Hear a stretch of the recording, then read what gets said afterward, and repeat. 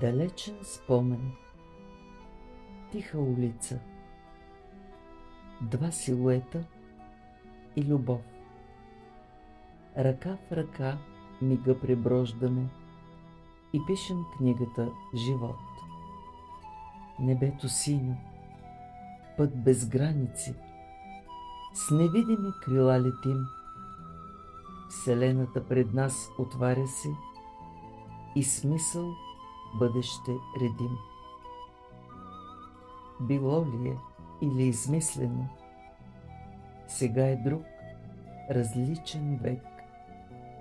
Дали на филм е прожектирано или рисунка на портрет, зад мен безброй врати заключени,